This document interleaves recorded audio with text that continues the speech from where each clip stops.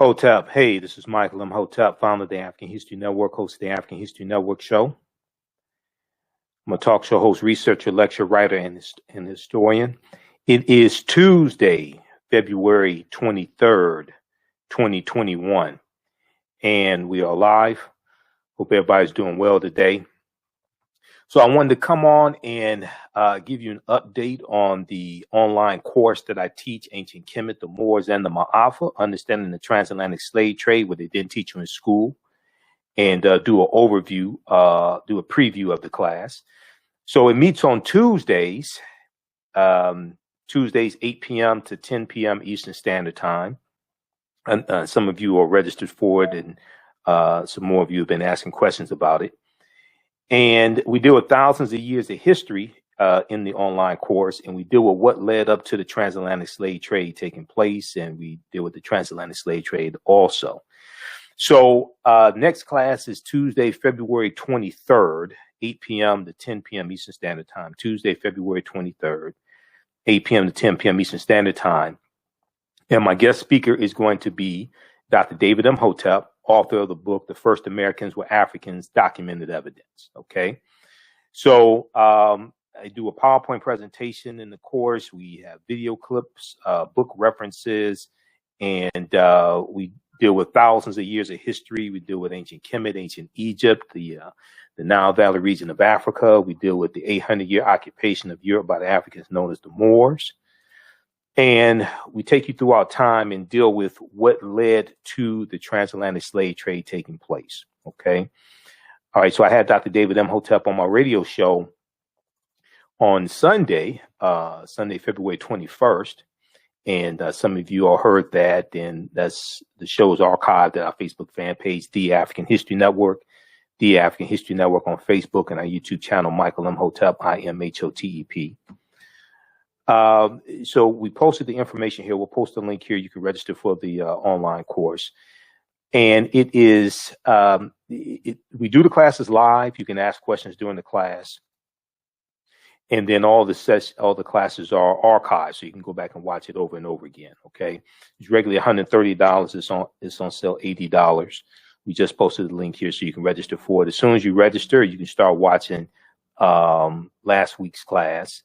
Last week, we had Sister Nubia Wardford as our guest speaker, who is a cultural anthropologist. She's a cultural anthropologist, and we dealt with the origins of ancient Kush and the queens of antiquity. Okay. All right. So I'm going to switch over to the PowerPoint presentation here. Just a second here. It's freezing up here, so just give me a minute. How's everybody doing?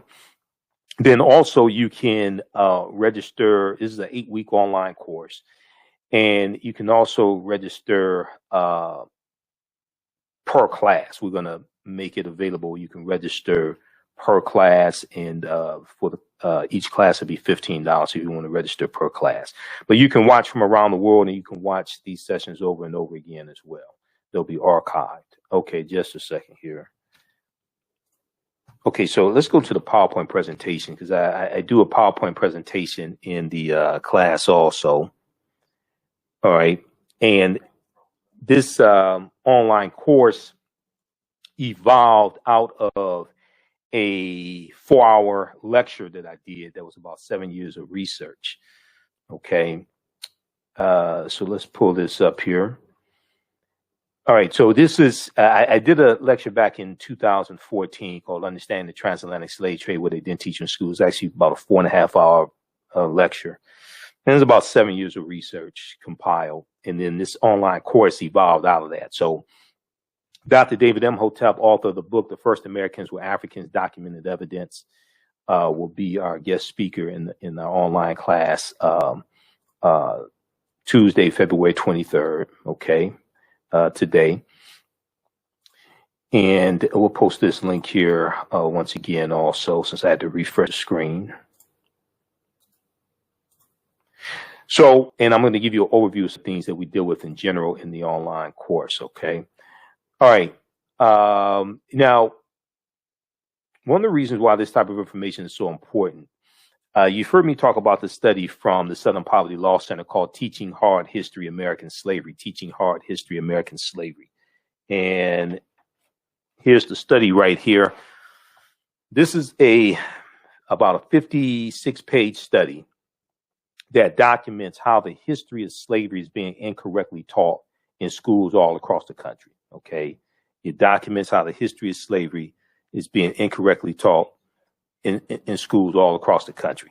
And they did a survey of 1,000 high school seniors. I'm going to show you some of the information that they found out in the study. They did a survey of 1,000 high school seniors, and they found out just how little they actually know about slavery, the history of slavery, and this ties into the history of this country.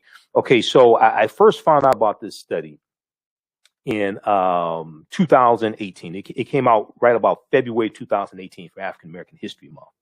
Also, what I'm going to do is I'm going to give you some background information on African American History Month, founded by Dr. Carter G. Woodson in February 1926. That was the first Negro History Week, which became African American History Month. So I'm going to give you some background information on that, since this is the month of February. And a lot of people are asking, what am I going to do for February, since I haven't been traveling, since I haven't been speaking out of town. So I'm doing my online course. So the last time I taught this course was 2019. So a lot of new information has come out, just like the discovery that came out last week about the ancient beer factory found in Egypt that dates back about 5,000 years ago. So there's so much new information that's come out since the last time I taught this class. All right. Okay, so let's post this here. So there was this article from theatlantic.com that came out, and this is how I found out about this study. And it's called "What Are Kids Really Learning About Slavery?" What are kids really learning about slavery? A new report finds that the topic is mistaught and often sentimentalized, and students are alarmingly misinformed as a result. Students are alarmingly misinformed as a result. So it talks about this new report from the Southern Poverty Law Center, and they did a survey of 1,000 high school students. They also did a survey of 1,700 social studies teachers across the country, 1,000 high school seniors across the country, and 1,700 social studies teachers. And the group also reviewed 10 commonly used U.S. history textbooks and examined 15 sets of state standards to assess what students know about educators teaching, what publishers include in these textbooks, and what standards require vis-a-vis slavery, teaching about the history of slavery. So they found out that only 8% of high school seniors surveyed, could identify slavery as the central cause of the Civil War. Only 8% of high school seniors surveyed. Fewer than 1/3 of high school seniors surveyed, or 32%, correctly named the 13th Amendment as the formal end of the U.S. Civil War. They thought it was the Emancipation Proclamation, which did not end the U.S. Civil War. It took a constitutional, which did not end slavery, I should say. It took a constitutional amendment to end slavery. Okay. So 35% thought it was the Emancipation Proclamation, and fewer than half, or only 46%, identified the Middle Passage as the transport of enslaved Africans across the Atlantic Ocean to North America. So if you read this full article, "What Kids Are Really Learning About Slavery," from theatlantic.com, February 1st, 2018. This gives you some background information, and it shows why this study is so important. And I use this study as one of the sources in the online course. This is why this study is so important. And you can download it. I downloaded it and took it to the printer, got it printed up. It's called "Teaching Hard History American Slavery." Teaching Hard History American Slavery from the Southern Poverty Law Center. All right, so let's continue here. And then we see that we see an impact on our children learning their history and an increase in their self-esteem and how they do in school. there's a correlation between that as well. So this was a study from, this was an article from the root.com. I'm not a big fan of the Root, but every now and then they do have some good articles. New study finds that positive feelings about Blackness improve academic performance for Black girls. Positive feelings about Blackness improve academic performance for Black girls. So oftentimes people ask me, why is this type of information important? Why is it important for us to learn our history? Why is African American History Month important? And I'm going to give you some background history on African American History Month or Black History Month, and we'll talk a little bit about Dr. Carter G. Woodson as well. So everybody share this broadcast on your social media platforms. Invite your friends to tune in also. But they don't ask the question, why is it important for white people to learn their history? Why is it important for Asians to understand their history, and the Chinese and the Japanese and Koreans? Why is it important for them to understand their history? They don't ask that question. Now, believing that Black is beautiful, an important mantra of self-acceptance and self-love, could pay major dividends in school, a new study finds. An article in the Journal of Blacks in Higher Education focuses on a new study from Sharita Butler Barnes, African-American woman, who is a professor at Washington University in St. Louis, which finds that young Black women with strong racial identity, are more likely to be academically engaged, curious, and persistent. Now, the survey looked at 733 African-American middle and high school girls in middle school and high school in 3 socioeconomically school districts in the Midwest, according to the Journal of Blacks in Higher Education. Now, the study is called Promoting Resilience Among African-American Girls, Racial Identity as a Protective Factor. Promoting Resilience Among African-American Girls, Racial Identity as a Protective Factor. And the study was published on the Child Development Journal website. And this study found that feeling positive about being Black, and if you're going to use Black as the descriptor for African people, always capitalize the being Black. They found that feeling positive about being Black, along with feeling supported by their schools, correlated with the girls' greater academic motivation. It correlated with the girls' greater academic motivation. Researchers also found that feeling good about your racial identity could act as a buffer for students in hostile or negative academic environments. Okay, feeling good about your racial identity, feeling good about being African, feeling good about being Black, African American, could act as a buffer for students in hostile or negative academic environments, I should say. Persons of color who have unhealthy racial identity beliefs tend to perform lower in school and have more symptoms of depression, Professor Sharita Butler Barnes noted in the study. We found that feeling positive about being Black and feeling support and belonging at school may be especially important for African American girls' classroom engagement and curiosity. Feeling connected to the school may also work together with racial identity attitudes to improve academic outcomes. So you can read this full article, and in the article they have a link to the study. This is from January 10th, 2018. New studies find that positive feelings about Blackness improve academic performance for Black girls. But the same thing applies for African American boys as well.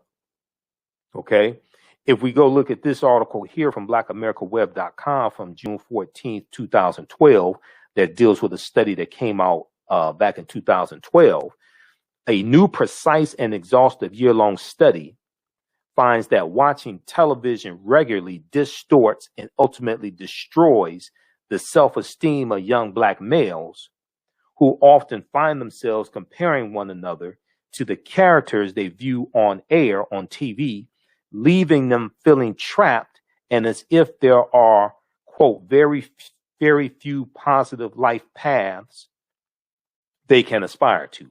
Very few positive life paths they can aspire to. So read this article from blackamericaweb.com. TV kills black boys' self-esteem, June 14, 2012.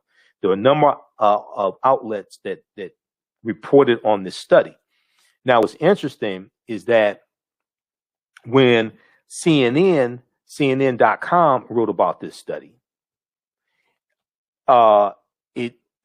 their article said that TV improved the self-esteem of white boys, young white boys, but not people of color and white girls.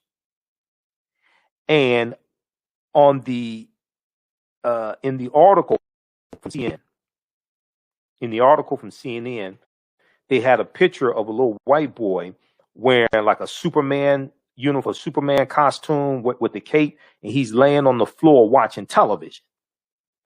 Because when you read this study, it talks about how it's only young white males who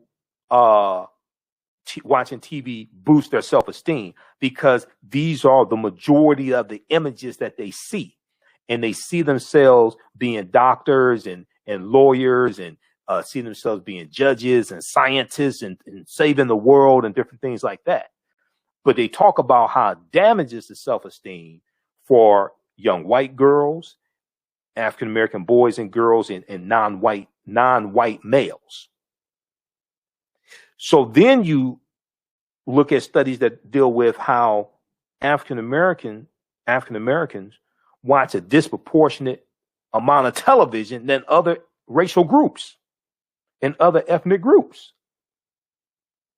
So this is why African American History Month is so important. This is why this type of information is so important. Okay.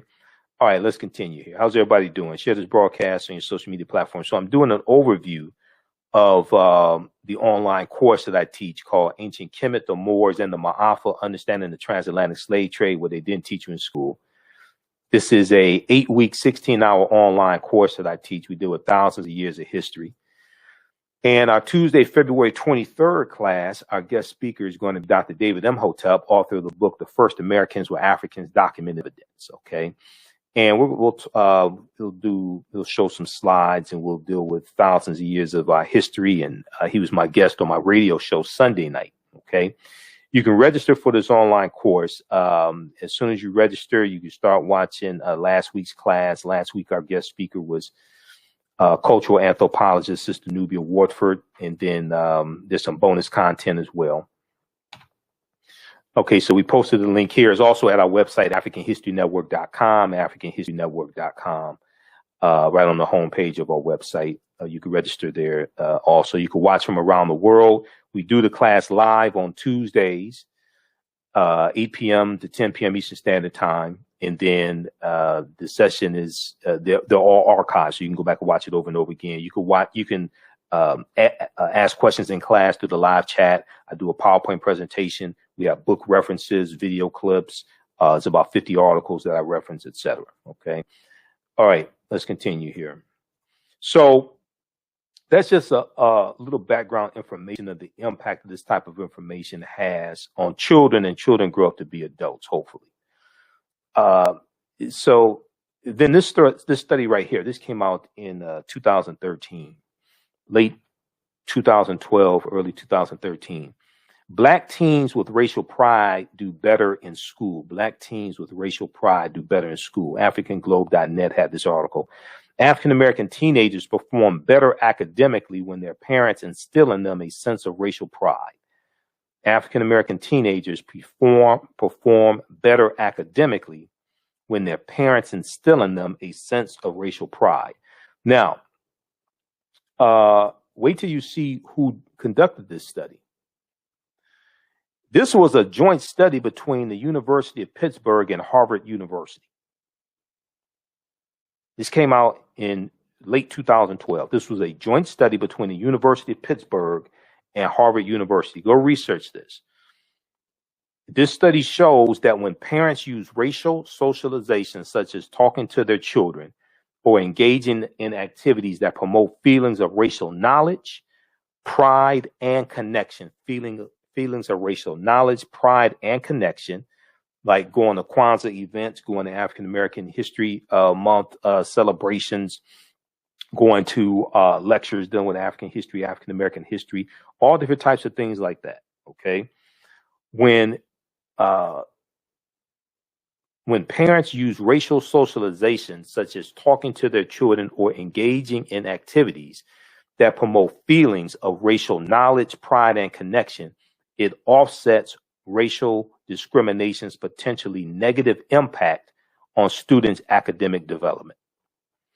All right, so check out that article also. All right, so here's an overview of some of the things that we deal with in the online course, the 8-week, 16-hour online course, Ancient Kemet, the Moors, and the Maafa, Understanding the Transatlantic Slave Trade, what they didn't teach you in school. Okay, Jerome, you just came in late.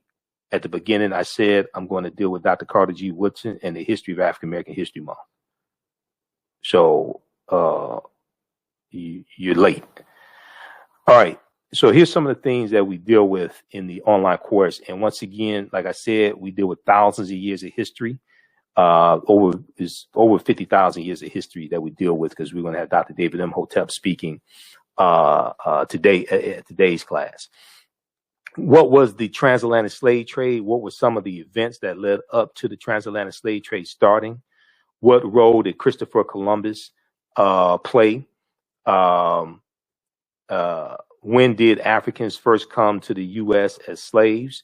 Did Africans sell themselves into slavery? Were African people in America before the slave trade? Yes, we were. We were here for tens of thousands of years. This was our land stolen from us. And if you saw the interview that I did Sunday, February 21st show, in other interviews, I dealt with this numerous times also. And this is Dr. David Imhotep's book, The First Americans Were Africans, Documented Evidence. His new book will be out the end of March, by the end of March 2021. His new book will be out, The First Americans Were Africans Revisited. But we were here even before Native Americans came into existence. Okay. And if you look at the discovery in Allendale County, South Carolina, by Dr. Albert Goodyear, and I'll show that to you in just a minute, they found evidence of an African presence in the Americas dating back at least 51,700 years ago. Okay. These were the Khoisan, who have the oldest DNA on the planet and come from Southern Africa, go all around the world. All right. Let's continue here. So we also deal with the 800-year occupation of Europe by the Africans known as the Moors, because we try to take you through history chronologically. When we talk about the transatlantic slave trade, we can't start in the 15th century. We can't start in 1441 with the Portuguese going into Mauritania. We can't start in 1619 in Virginia with those 20 and odd Africans, or 20 and odd Negroes, as they're called, on the White Lion pirate ship, being exchanged for food and being exchanged for food and supplies and water and things like this. We have to deal with hundreds of years of history before that and thousands of years of history before that. But the 800-year occupation of Europe by the Africans known as the Moors is crucial to understanding the transatlantic slave trade. Okay, so we also deal with shocking archaeological discoveries that are causing experts to rethink everything. Because when these archaeological discoveries come out, and just like if you look at the one that came out last week dealing with the ancient beer factory that was found in Egypt, dates back 5,000 years ago. The scientists and the archaeologists and the paleontologists, etc., they say these discoveries are causing us to rethink everything. These discoveries are causing us to rethink everything. So I always say the deeper they dig, the blacker the planet gets, the more research they do, the older we get. They find out that a lot of these monuments, they found out a lot of these structures, are much older than what we've been told, so they keep having to push the timelines back. You remember Juvenile had a song back in like about 1999, Back That Thing Up. They keep having to back the timelines up. They keep having to push the timelines back when these new archaeological discoveries take place. Okay, so we deal with that. In Sunday, I talked about the discovery of the 17 pyramids buried underneath Egypt. And that discovery is made in 2011. How many people are familiar with that? 17 pyramids found buried underneath Egypt. So what's interesting is that all the news outlets will run these stories. Washington Post, New York Times, NBC, ABC, CBS, all of these news outlets, National Geographic, Smithsonian Institute, Smithsonian Mag, all of them will run these stories. Okay. Now you may see 30 seconds of it on TV. So for instance, and I'm going to switch over. I'm going to show you the article dealing with the ancient beer factory. Okay. The article dealing with the ancient beer factory, the Associated Press reported on this, and a lot of other outlets picked up on it. I saw about 30 seconds of it on MSNBC. They did talk about it on MSNBC, but it was about for 30 seconds. But they have an article on NBCnews.com about the discovery. Okay, but they only had 30 seconds of it on MSNBC. Ancient beer factory unearthed by archaeologists in Egypt. Now, this is from February 14th, 2021.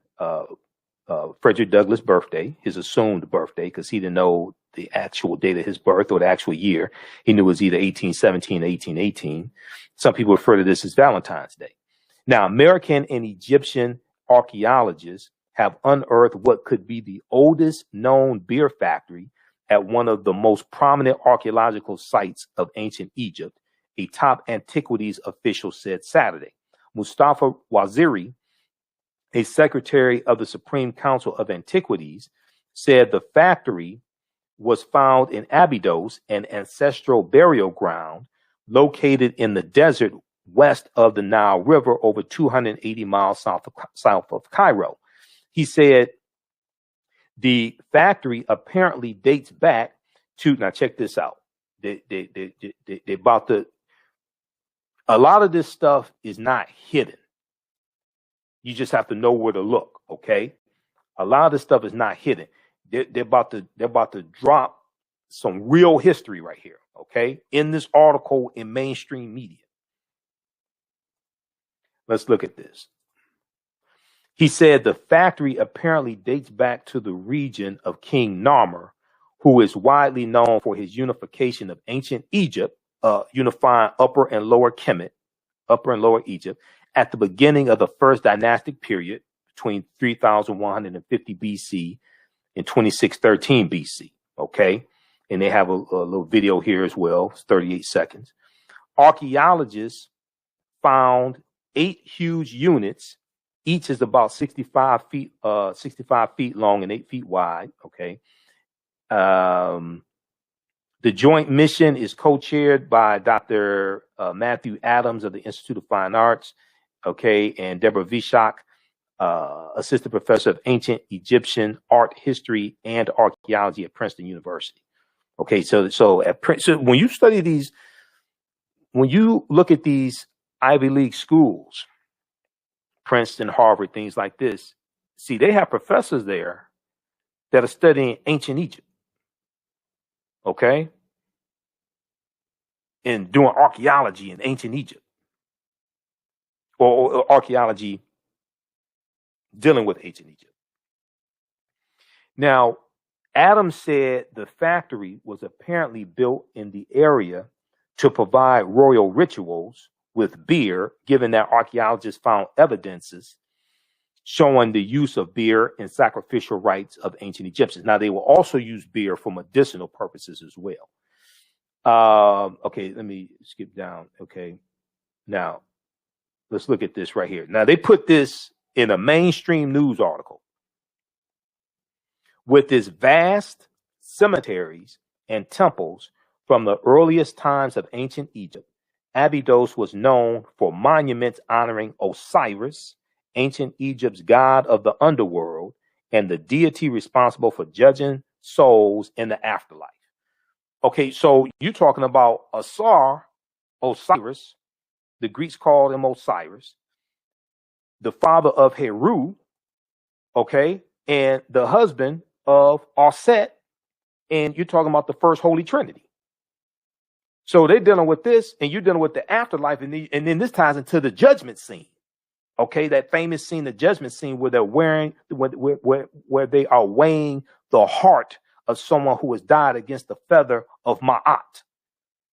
Okay, they put this is in the article from Associated Press as reported by NBC News. So let's go back to this here, because all this is tied together. And one of the things that I do in the class is we take articles that we see in the news and tie that into history and tie that into ancient history, because it's all right there. A lot of this stuff is not hidden. You just have to know where to look for it. Okay, so let me show you something. How's everybody doing? Okay, those just tuning in once again, I'm Michael Imhotep, founder of the African History Network, host of the African History Network show, talk show host, researcher, lecturer, writer, and historian.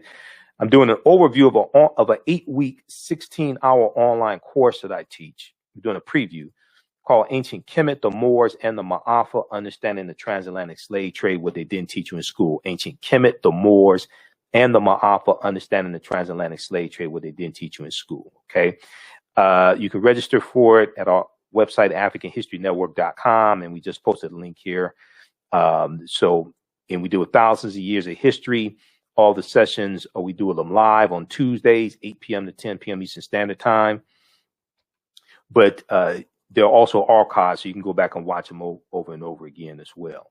Okay, let me show you something here. With ancient Kemet. Bam, here we go. So what they talked about in the article from NBC News ties right into this. The first Holy Trinity. Now, what I say may go outside the circumference of some people's awareness. Just because you never heard it before or disagree with it or don't like it does not mean it's not true. It just means you have to do some research to understand what I'm talking about. So we take you throughout history. This ties into African spirituality as well. And it's going to be African spirituality. They're going to take fragments from the periphery of African spirituality to form Christianity, Islam, and Judaism. But we see Aset, who the Greeks called Isis. Okay, she gave birth to Heru of a virgin birth on December 25th. And you're going to have this story told over and over and over again, adapted to various people's cultures. So when you read Christianity Before Christ by Dr. John G. Jackson, and I've got the book around here somewhere. Here we go.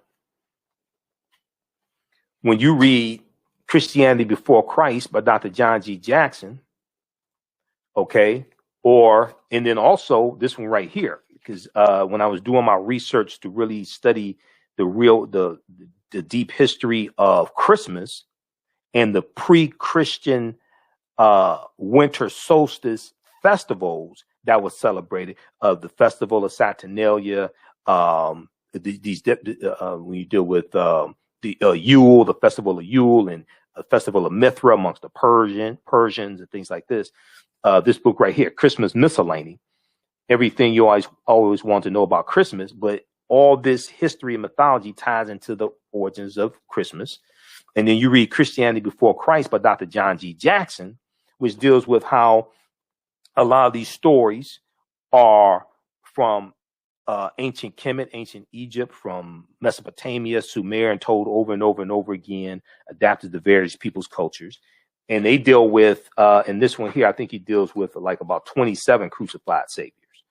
Okay. These stories told, adapted to various people's cultures and told over and over again. But we see that from this story here of the first Holy Trinity, Asar, Aset, and Heru, who the Greeks called Osiris, Isis, and Horus, we see that we get the statue of Aset with the baby Heru, and we see that not Disney, DC Comics creates the character, the superhero or superheroine of Isis. And I still have comic books. I still have my Captain Marvel and Isis comic books from the 70s. And then there was a TV show, a Saturday morning TV show in the 70s called The Secrets of Isis.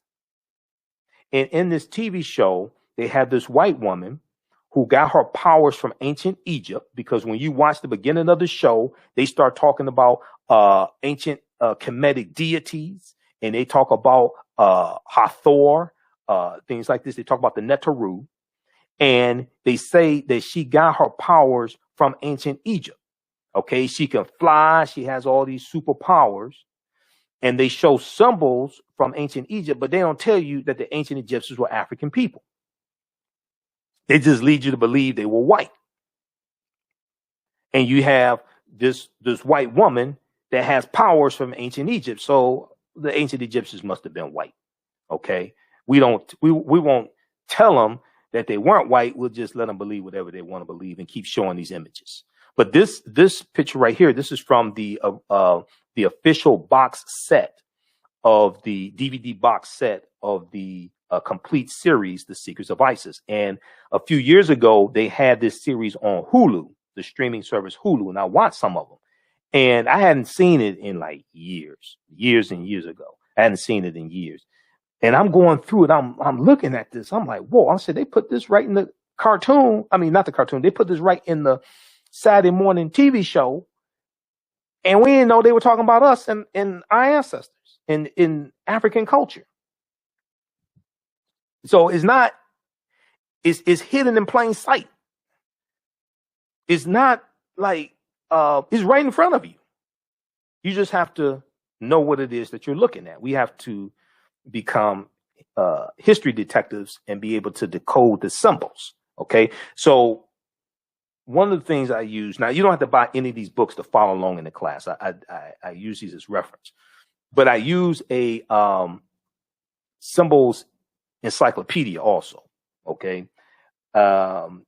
This is Signs and Symbols, an illustrated guide to their origins and meanings. Because the symbols tie into history, tie into culture, that gives you a better understanding of people's history and culture, understanding their symbols. Okay. And on the front is Africa. Okay. You have a pyramid. You have this right here from the Metal Netter. You got the Eye of Heru from the Metal Netter. All this is Africa on the front. Okay.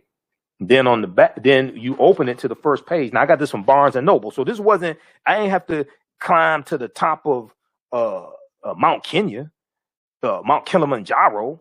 You know, I ain't have to climb to the top of that to get this book. I bought this from Barnes and Nobles, a white-owned bookstore. It was just, they just had it there. It was like $10. They just had it there. You know, you would think the Klan would be around it, blocking it, trying to block you from getting it, and you know, a bunch of white supremacists were trying to hide it and things like that. No, it's just there. Had a sticker on it, $10. I said, I need this. I'm gonna get this one. You know, walked out. Nobody tackled me. Right? They weren't trying to keep the information away from me. So you see this on the front. Then you open it. The first page, I got this August 2011. The first page is Africa, is ancient Africa. That's Heru. from the Holy Trinity of Asar, Aset, and Heru. That's right on the first page. Heru. Ancient Kemet. So then you look at the back, is ancient Africa on the back, and then right in the middle is an Ankh.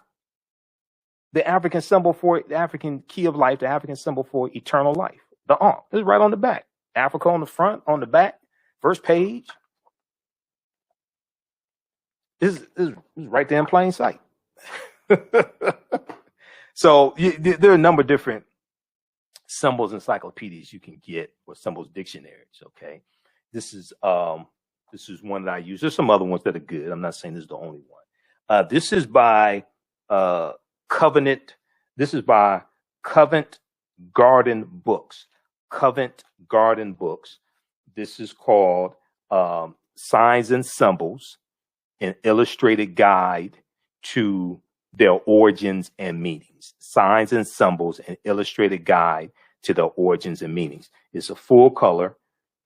It's full color. This was only like $10. Okay. It's full. They tell you, so they give you background information on about 2,000 different symbols from all around the world. So this is dealing with Celtic and Nordic deities.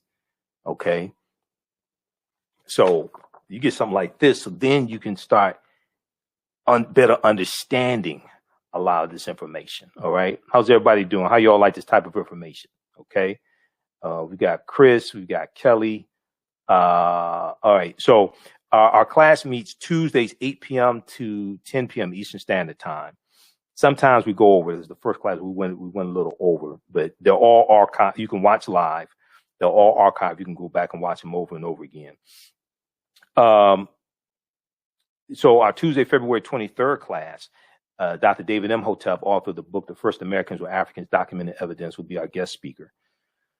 And you can register at our website, AfricanHistoryNetwork.com. It's regularly $130. It's on sale $80. And there's bonus content that you can watch also. We just posted the link here as well. Now, you can use this for your children if you want to. I would say it's PG-13 because we're dealing with the transatlantic slave trade, because we're dealing with war, we're dealing with slavery.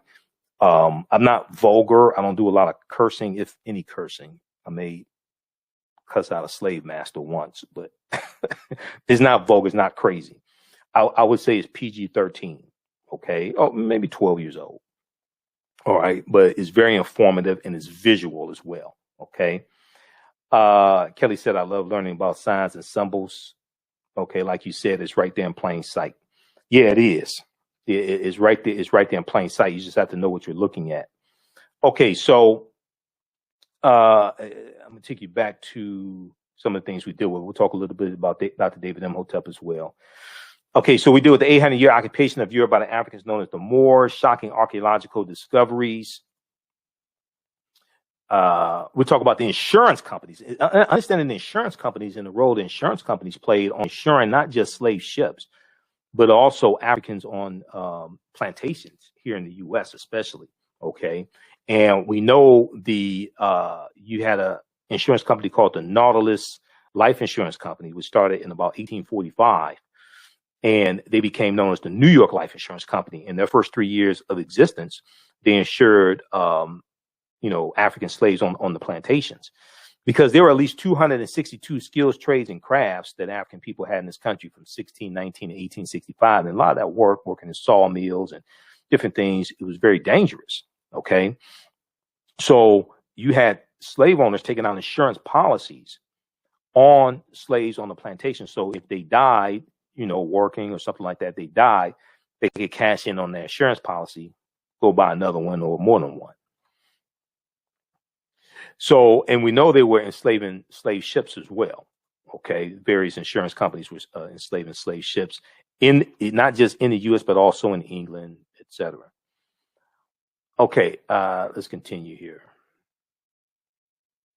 All right. So we deal with insurance companies that took out insurance policies on slave ships and enslaved Africans on the plantations.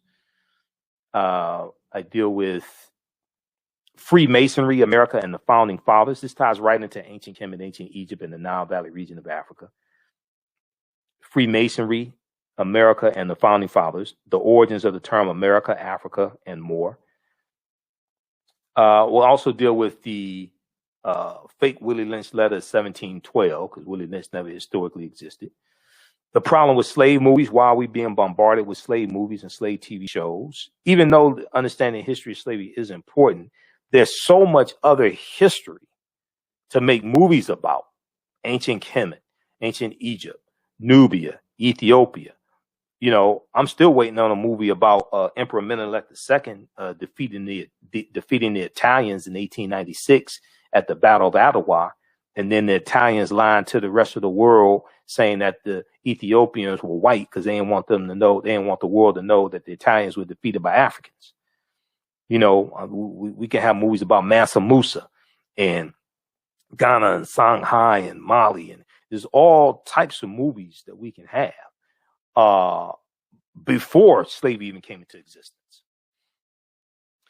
We deal with Arsar, Offset, and Heru, and the origins of the Immaculate Conception story, links to ancient Kemet, Egypt, and early Christianity, Freemasonry in America, the fake Willie Lynch letter 1712. Like I said, Willie Lynch never historically existed.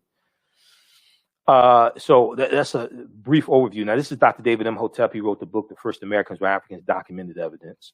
His book is backed up by 713 footnotes of thoroughly documented an African presence in this country going back at least 51,700 years, and in South America going back at least 56,000 years ago. His new book, The First Americans Were Africans Revisited, which will be out by the end of March 2021, has new research, and it blows those dates out the water. Okay, it pushes those dates back even more. At least 100,000 years in South America, and somewhere to about 225,000, 350,000 years ago in Mexico. But on page 14 of his book, he talks about a discovery made in Allendale County, South Carolina in 2004 by Dr. Albert Goodyear. Dr. Albert Goodyear is an archaeologist at the University of South Carolina, okay? And they found 13 different types of evidence barely documenting an African presence in this country going back at least 51,700 years ago. They found artifacts, architecture, campsites, carvings, Egyptian writings, footprints in lava, genetic M174D haploid groups dealing with DNA and genetics. They found linguistics, paintings, skulls, skeletons, structures, and tools. 13 different types of evidence barely documenting an African presence in this country going back at least 51,700 years ago. Okay. Now, if we continue here, you can read this article for yourself. This came out in 2004. Okay, 17 years ago. November 18th, 2004, from ScienceDaily.com. ScienceDaily.com is a scientific website. They have scientific discoveries there, articles about them, etc. So they have this article named New Evidence Puts Man in North America 50,000 Years Ago. New Evidence Puts Man in North America 50,000 years ago. And this deals with Dr. Albert Goodyear's discovery. So here's a picture of Dr. Albert Goodyear. He's a white archaeologist, okay? And this is a summary of the article. It says radiocarbon tests of carbonized plant remains where artifacts were unearthed last May along the Savannah River in Allendale County by University of South Carolina archaeologist Dr. Albert Goodyear indicate that the sediments containing these artifacts are at least 50,000 years old, meaning that humans inhabited North America long before the last ice age, all right? Well, these were the Khoisan, okay? Native Americans don't exist at this time. These were the Khoisan who come from Southern Africa, and they go all around the world. And they're the ancestors to the Ainu and the Twa, and they were here in this land also. Now, one of the things that I do also in the class, I make the connection between the movie Black Panther and this ancient history. And we did this in last week's class, because I did extensive research on the movie Black Panther, all right? And these were two books, and some of you have seen some of the lectures I've done dealing with the film Black Panther. I deal with what the word Wakanda means. Wakanda is an ancient word. Wakanda, we find the word Wakanda in the Native American languages, the Omaha Ponca language and the Sioux Indian language, and it means possesses secret powers. Okay. Wakanda is also a Kikongo word, and Kikongo is one of the Bantu languages. Bantu is a group of about 500 languages spoken in Southern Africa, East Africa, and all the way west to like Cameroon. Kwanzaa is Kiswahili. Kiswahili is a Bantu language. So all this is connected.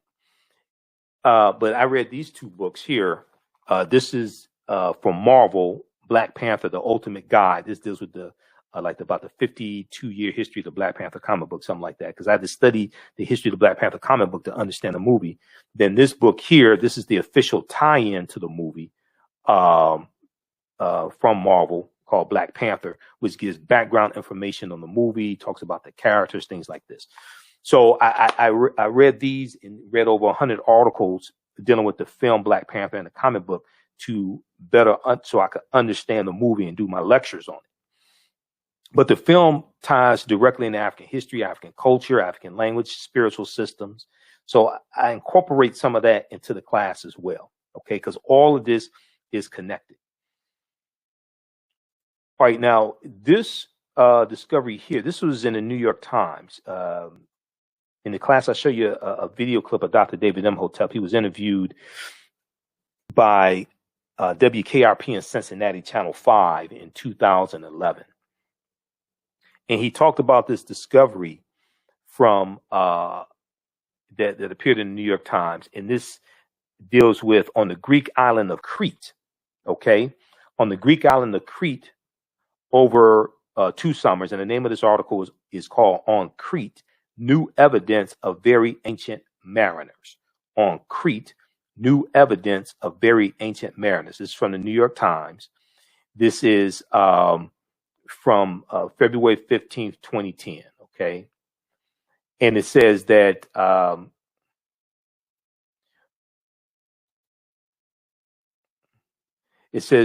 stone tools on the Greek island of Crete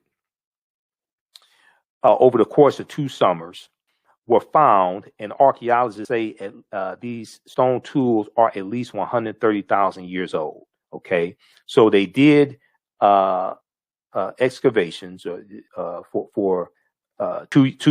the course of 2 summers, and they found stone tools that date back 130,000 years old, which is considered strong evidence for the earliest known seafaring in the Mediterranean, and calls for rethinking the maritime capabilities of pre-human cultures. So one of the things I talk about is how we know at least 130,000 years of our history has been stolen. This is an example of it, because scholars like Runoko Rashidi, who I know he's a friend of mine, Runoko, and Runoko has written numerous books, okay? This is one of his books that he's written, and this is one of the books I use as reference in the class when we deal with the history of the Moors. Black Star, the African Presence in Early Europe by Runoko Rashidi. Once again, you don't have to buy any of these books. You can. Runoko would probably love it if you do. So if you want to, you can, but you don't have to feel like you have to buy the book to understand the class.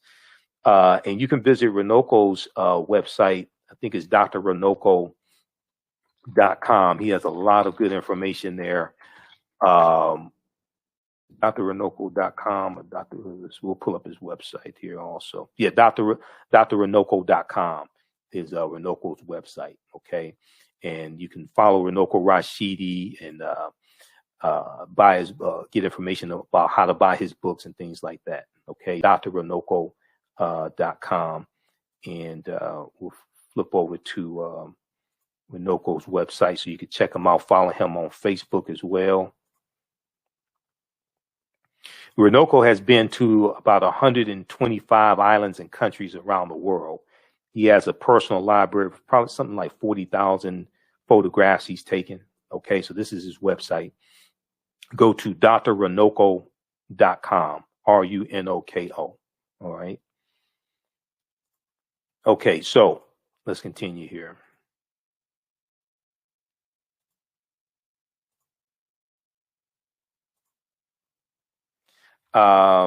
Let's see, do I have the right one? Okay, yeah, we've got the right one.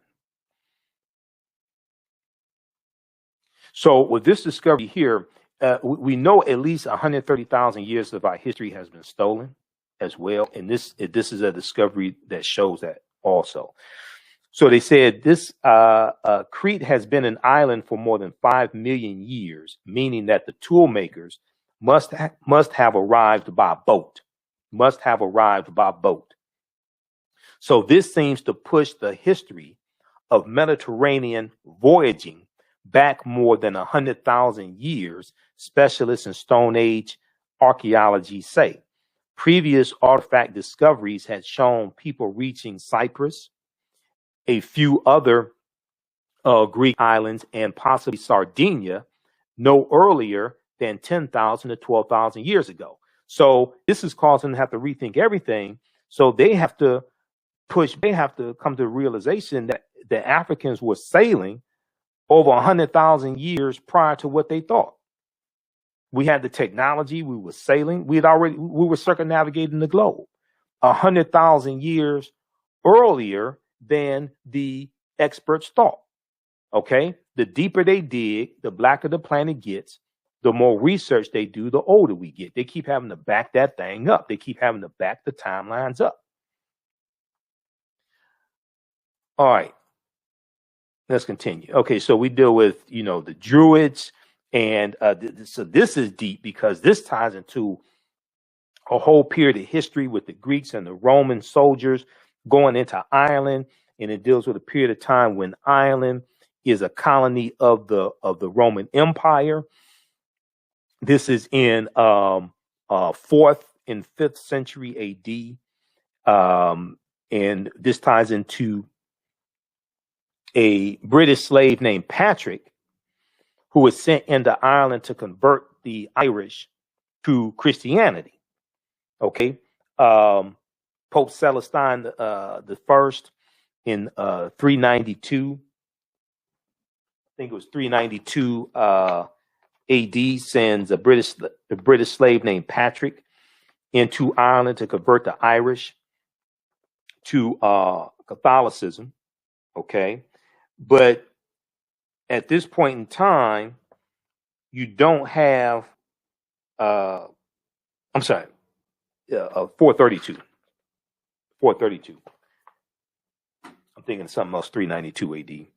432 AD, Pope Celestine I sends a British slave named Patrick into Ireland to convert the Irish to Catholicism, and you have the Druids there.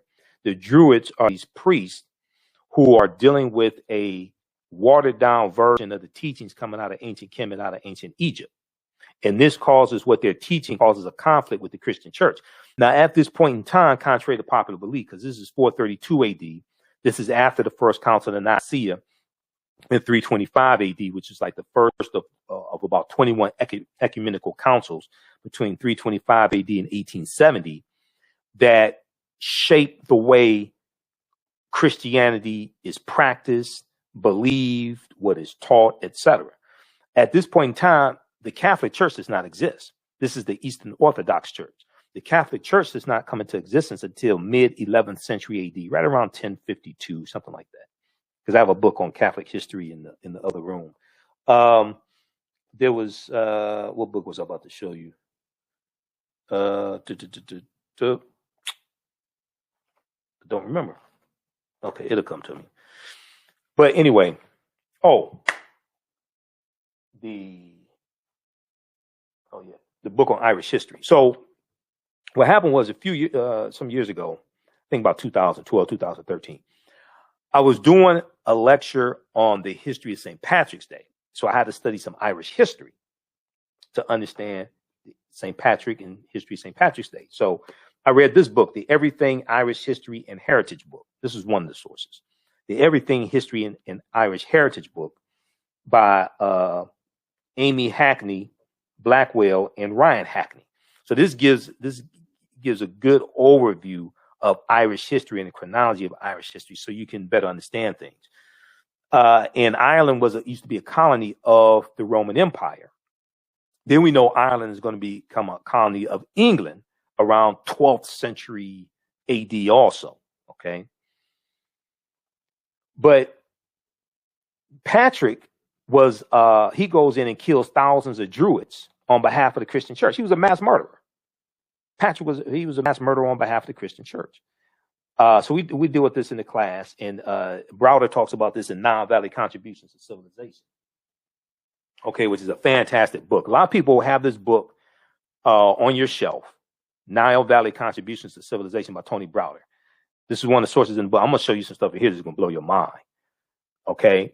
So if you haven't read this in a few years, I've read it twice. I'm going to go back through and read it again because we're coming up to that section of the class. I'm going to go through and read this again. This one here, and this is another book from Browder that I use. Egypt on the Potomac. Okay. Egypt on the Potomac. And that book is here somewhere. Because I've got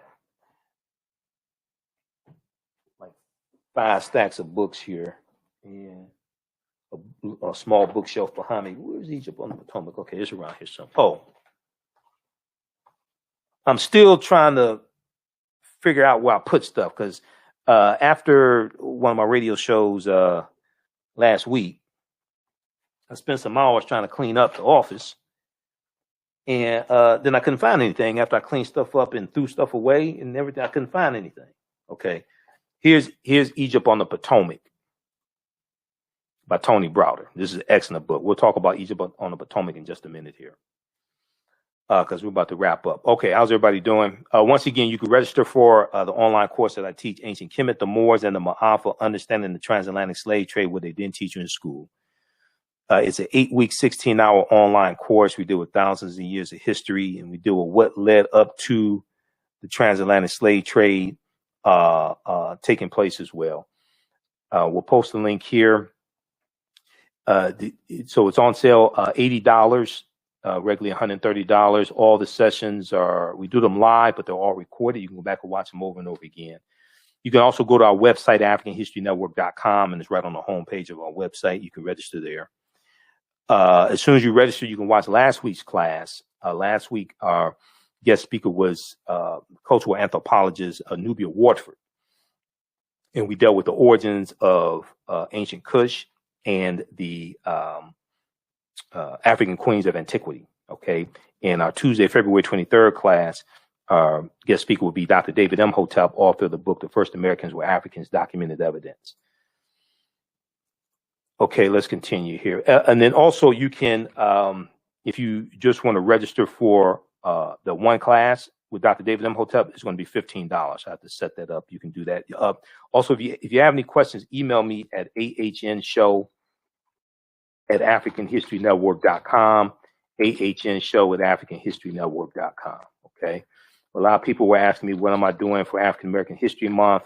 I'm not traveling because of COVID. I'm not speaking out of town. So I'm teaching my online course. Last time I taught this class was 2019. There's been a lot of information that's come out since then. Okay. So let's continue quickly here. Let's see here. So we talk about the Moors. We definitely have to talk about the Moors. And this leads us up to the transatlantic slave trade, the 800-year occupation of the Africans known as the Moors. They lose control of their last stronghold, Granada in Spain, January 2nd, 1492. They're taking the teachings from ancient Kemet, ancient Egypt into Europe. You know, Professor Kaba Hiawatha Kamene, who's one of my teachers, says that to understand the history of something, you first must understand the pre-existence of existence. To understand the existence of something, you must first understand the pre-existence of existence, right? The Moors are taking the teachings of the Nile Valley region of Africa, of ancient Egypt, ancient Kemet, into Europe, and is bringing Europe out of the Dark Ages. They go in 711 AD. They go into what was then known as the Iberian Peninsula, today known as Spain and Portugal, because it wasn't called Spain and Portugal then. And they're teaching the math, the science. They're taking the periodic tables in. They're taking in something called alchemy that today we call chemistry. They're taking in new types of foods. They're taking in alcohol, teaching Europeans how to bathe, teaching them how to read and write. Because about 85 to 90% of Europeans, when they go in 8th century AD, are illiterate. Okay, you had kings and queens who were illiterate, who couldn't read and write. But when we look at something like this here, and this shows a connection between ancient Kemet and Freemasonry, Egypt of the West. Okay, so we see the Tekken, or what the Greeks called an obelisk. We see this in ancient Kemet, and there are about 1,200 Tekkenu in ancient Kemet. Today, there are only about 12 or so. But that's the Washington Monument. The Washington Monument is an obelisk or a tekken. It's a symbol of resurrection that comes from the mythology of Asar, Aset, and Heru, who the Greeks called Osiris, Isis, and Horus, and we see this in Freemasonry, okay? Because the Moors are taking these teachings into Europe, they're teaching this to the Europeans, and this is going to form the foundation of Freemasonry. A watered down version of what they're teaching is going to, form the foundation of Freemasonry. We know that they're going to teach this to a group that's going to be called the Knights Templar. They're founded in 1118 AD during the Second Crusades, also known as the Poor Knights of Christ, who become known as the Knights Templar. They become very, very powerful. And then October 13th, 1307, in France, you're going to have a group that's rounded up, and they're going to be disbanded. They're going to be rounded up and tortured and disbanded. And this was said to be the day that the knowledge stopped. This was said to be the day that the knowledge stopped. It was on a Friday. This is one of the reasons why Friday, the 13th, is said to be an unlucky number. It's not the only reason. It's one of the reasons. So this ties into frigatriskaidekaphobia, which is the fear of the number 13. So this is something we talk about in the class, because that then ties into the Knights Templar, which ties into the history of the Moors. So when this word that I had here, when we were talking about the Druids, frigatriskaidekaphobia, that's the fear of the number, that's the fear of Friday the 13th. And Frigga or Freya or Freya was the wife of Odin. Odin in Nordic mythology, and Odin the father of Thor. And when you study the origins of the days of the week, and we'll talk about this in the class, when you study the origins of the days of the week, they tie into, some of them tie into Nordic mythology. And Friday is named after Freya. It was Freya's day or Freya's day, who was the wife of Odin. Okay, so all of this stuff is connected. Different cultures are connected, histories are connected. So you have to understand the chronology of history. So the days of the week that we use today, like Thursday was called Thor's Day, Thor, Thor, the god of thunder, who's a copy of Shango from Ifa, which is the spiritual system practiced amongst the Yoruba, like in Nigeria. All this is connected. This is why you have to understand the chronology of history. All of this is connected. So we see Thor and the Avengers movies from Marvel, things like this. That's who Thursday is named after. All right. Yeah, you have to study the etymology of words. Okay, look up these words in the dictionary. You can go to Merriam-Webster online, look at these words in the dictionary, and study the etymology of words. Okay, so when we look at Freemasonry, the word Mason is derived from the Latin words mass and sun. Mason means child of light and expresses the desire to pursue light, which is a metaphor for the sun, which symbolizes knowledge. The term child of light, or sons and daughters of light was first used to identify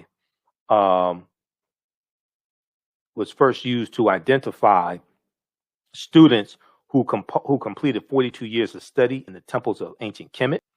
Many Masonic temples were modeled after the temples of Kemet, places where light or knowledge was imparted in a series of steps or degrees. Read pages 18 and 32 of Egypt on the Potomac by Tony Browder.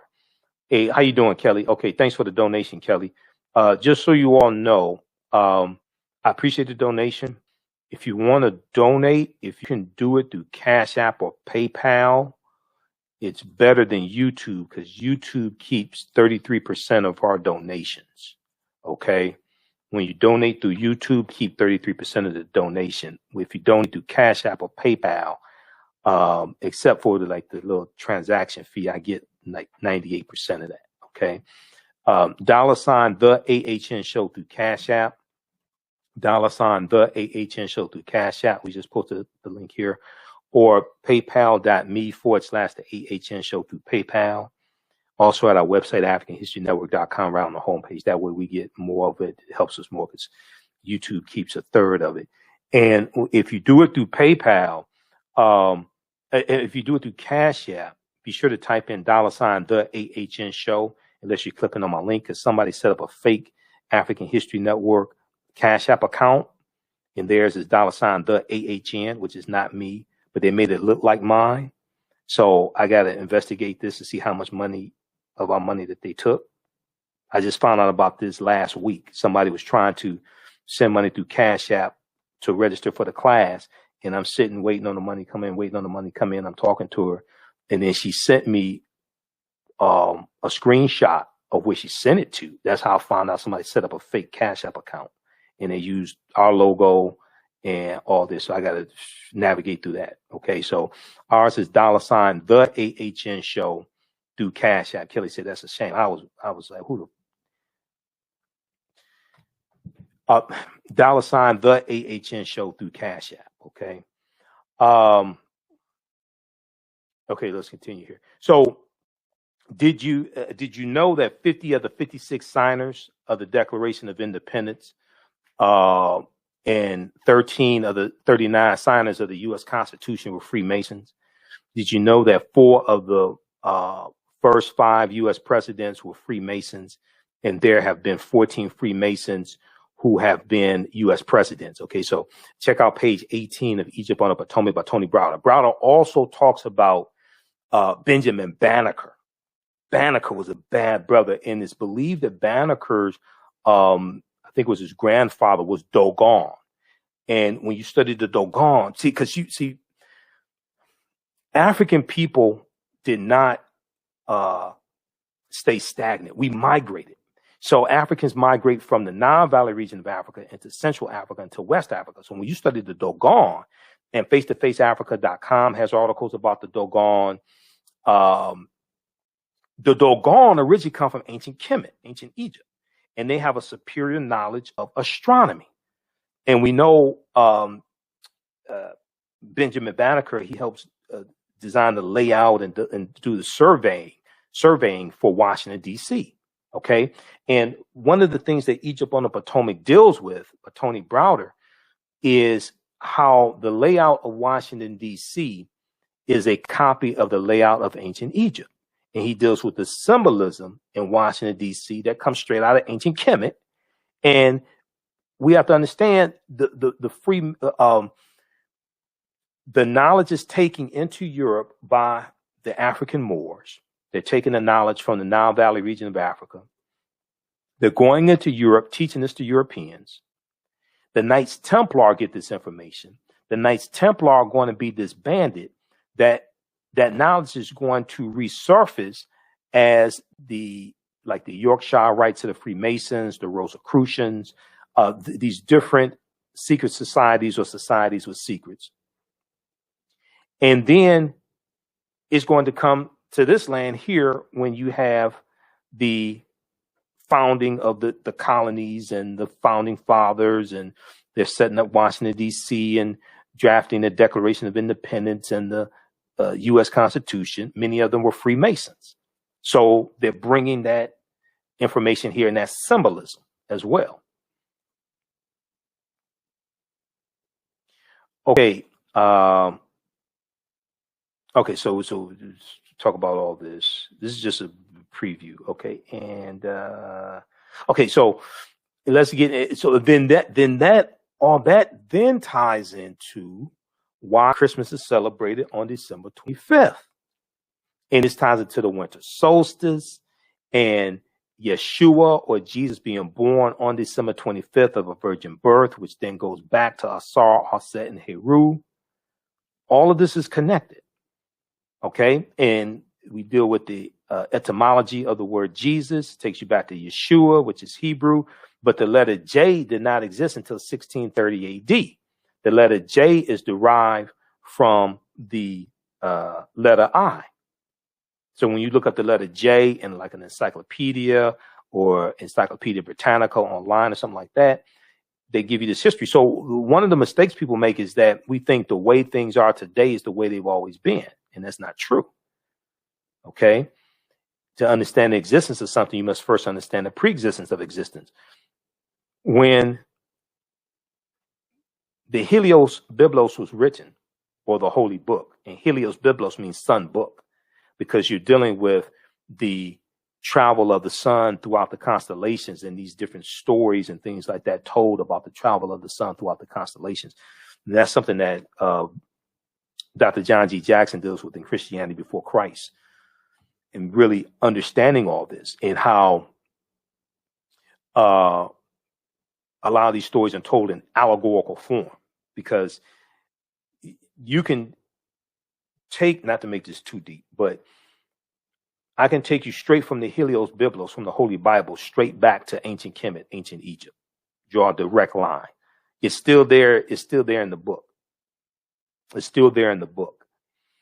But anyway, so those are some of the things we deal with.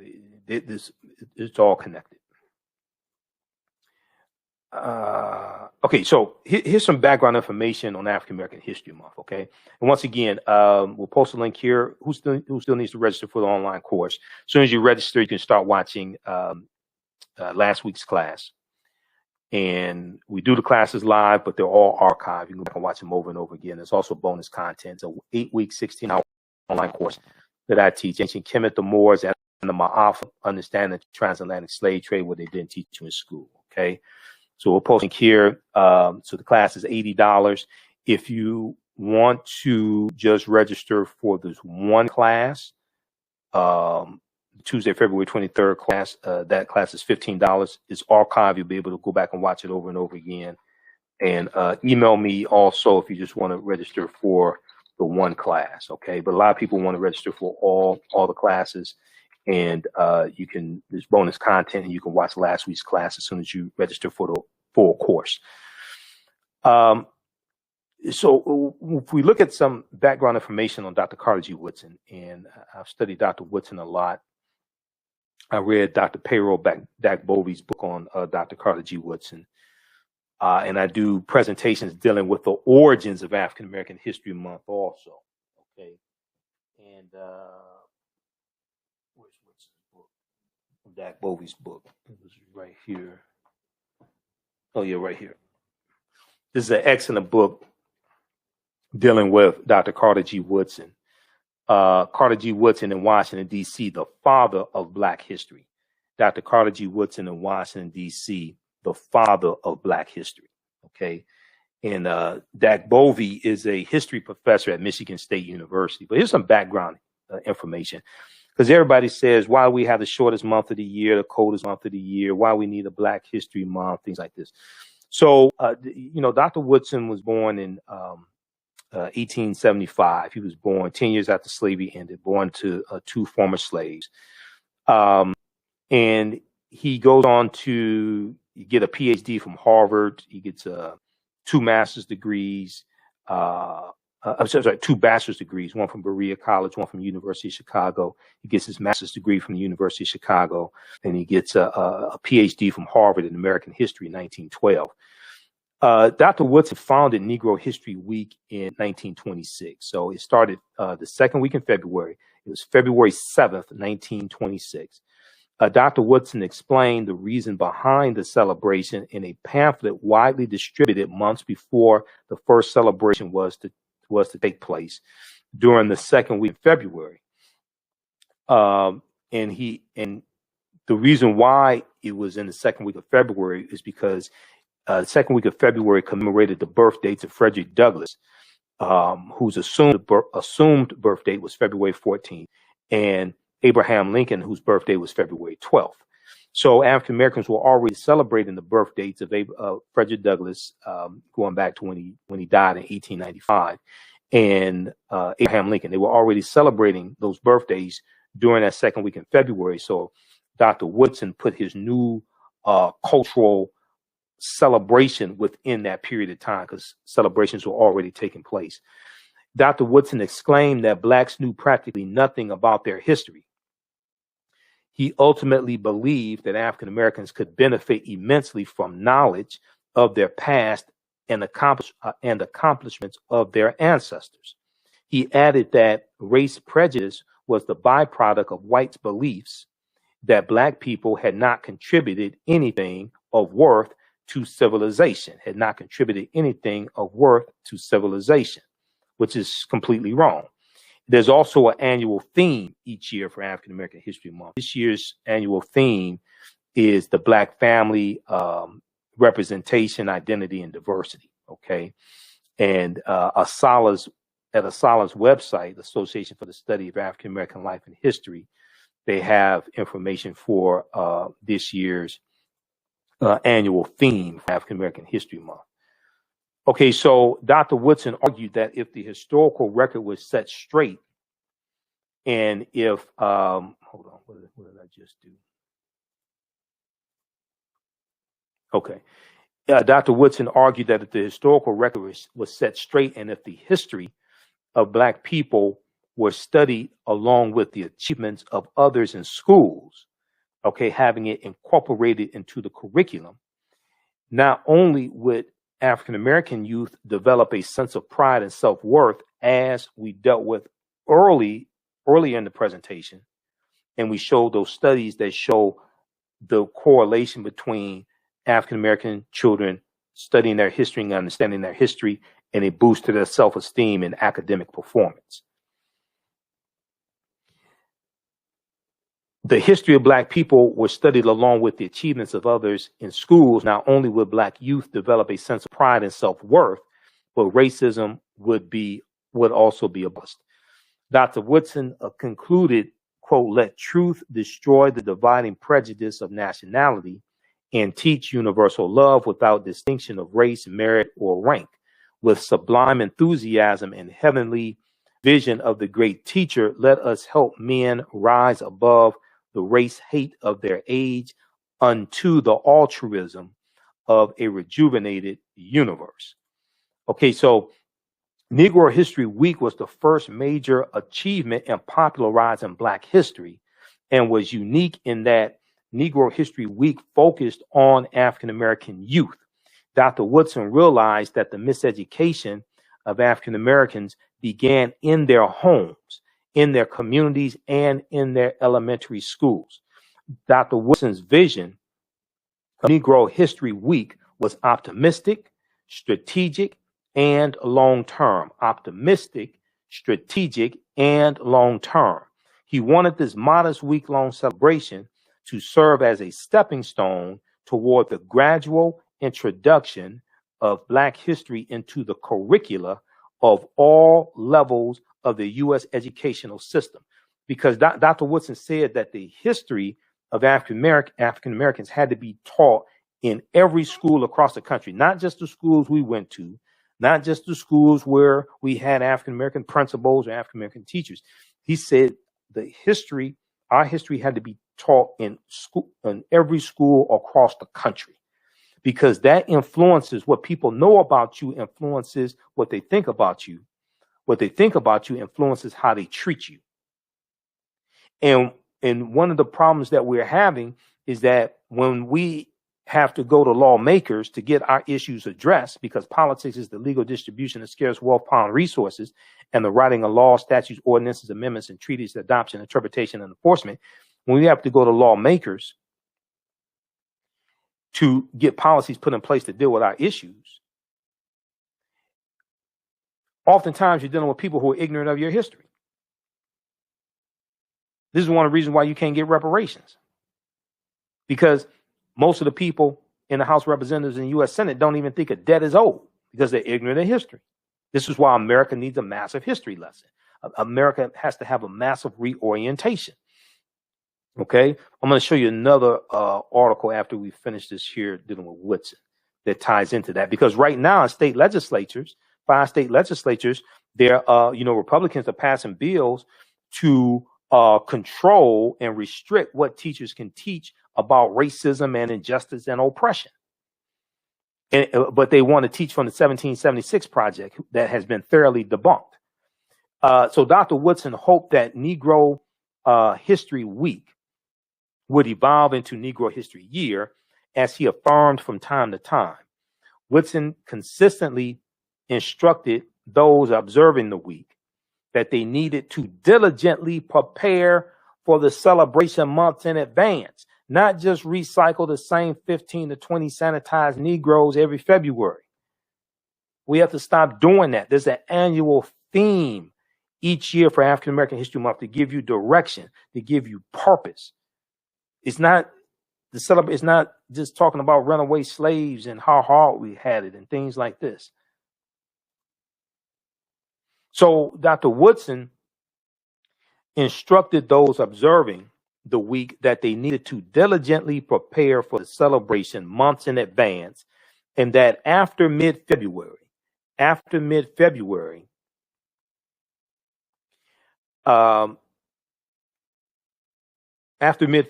they needed to continue acknowledging the role of African descendants in world history. So it wasn't just studying the accomplishments and achievements of African people in this country. We're talking about around the world, understanding the African diaspora. Dr. Woodson said Negro History Week should be a demonstration of what has been done in the study of the Negro during the year, and at the same time as a demonstration of greater things to be accomplished. This is what Woodson instructed school teachers. He said a subject which receives attention 1 week out of the 36 will not mean much to anyone.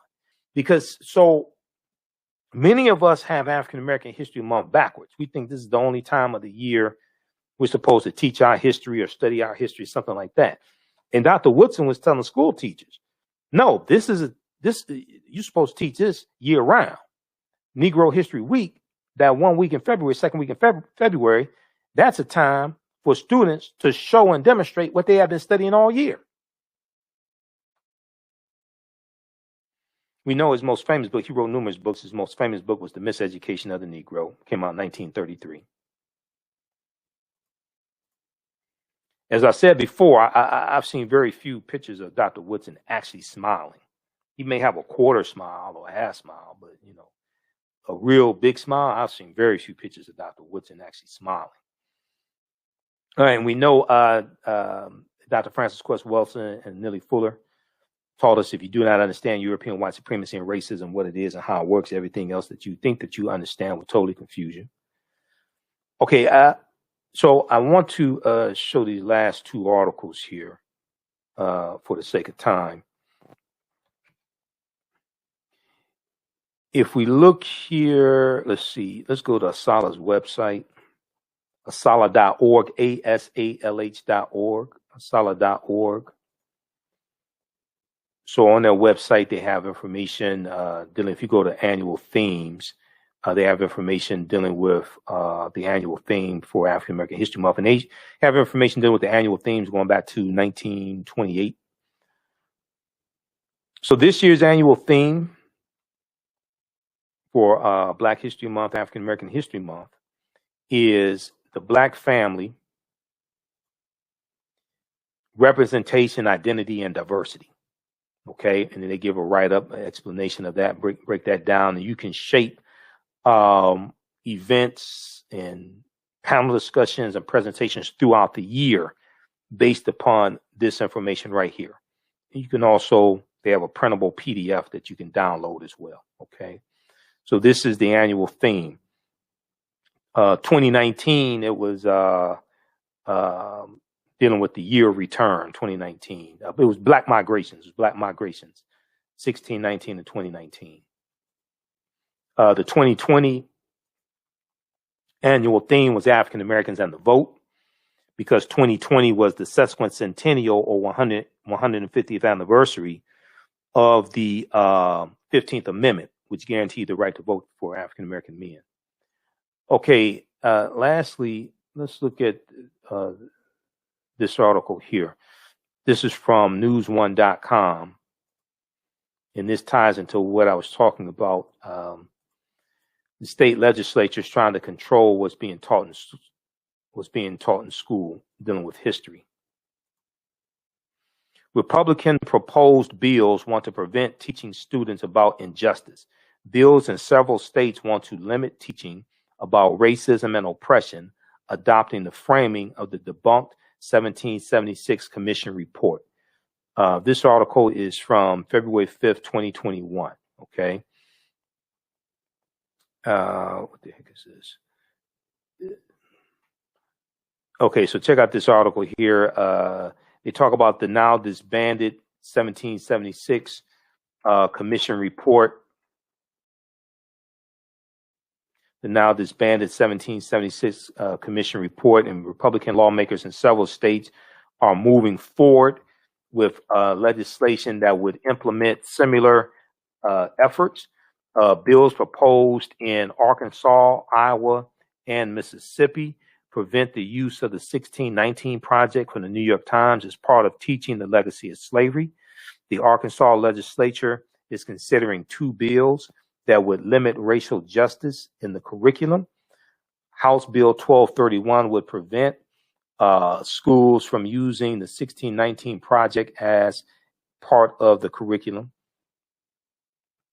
House Bill 1218 goes a step further by preventing lessons that promote the overthrow of the U.S. government, division between certain groups of people, or social justice for certain groups, including race, gender, political affiliation, and class. Okay, so read this article here from news1.com.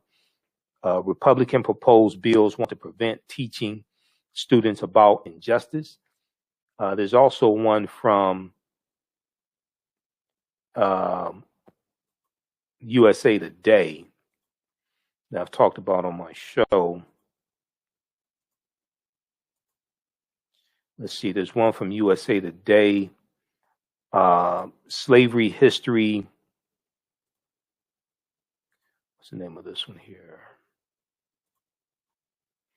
Republican state lawmakers want to punish schools that teach the 1619 Project. This is from February 10th, 2021. Republican state lawmakers want to punish schools that teach the 1619 Project. So this ties into the one from news1.com. Lawmakers in several state houses this year want to stop lesson plans that focus on the centrality of slavery to American history as presented in the New York Times 1619 Project, previewing new battles in states over control of civics education. Republican lawmakers in Arkansas, Iowa, Mississippi, Missouri, and South Dakota filed bills last month that, if enacted, would cut funding to K-12 schools and colleges that provide lessons derived from the award-winning project, the 1619 Project. The South Dakota bill has since been withdrawn. Okay, so read this article also. Republican state lawmakers want to punish schools that teach the 1619 Project. Okay, so all this is in the news right now. All this ties into our history. A lot of this is happening during African American History Month as well. Okay. All right, so you can register for the online course if you go to my website, AfricanHistoryNetwork.com. We've posted the link here to register, but if you go to my website, AfricanHistoryNetwork.com, it's right on the home page. Let's see, you scroll down, you see the information for my radio show. I'm on Monday through Friday, 11 p.m. to 12 midnight, Sundays, 9 p.m. to 11 p.m. Eastern Standard Time. We broadcast on our Facebook fan page and YouTube. Also, you can download the iHeartRadio app and search for 910 a.m. the Superstation WFDF. That's the radio station I'm on. You can also search for the African History Network show because they have audio podcasts of our shows. Then we have the information here for the online course. Okay. It's an 8-week, 16-hour online course that I teach Tuesday, February 23rd. Our guest speaker will be Dr. David Imhotep, author of the book, The First Americans Were Africans, Documented Evidence. And his new book, The First Americans Were Africans Revisited. He'll talk about that. You click on register here, it takes you to the next page here, and then click right here on enroll. Okay. And as soon as you register, you can start watching the content and start watching last week's class and its bonus content also. Okay. All right. Look, hey, we have to get out of here. Remember, at the African History Network, we focus on educating, empowering, and inspiring people of African descent throughout the diaspora and around the world. Because right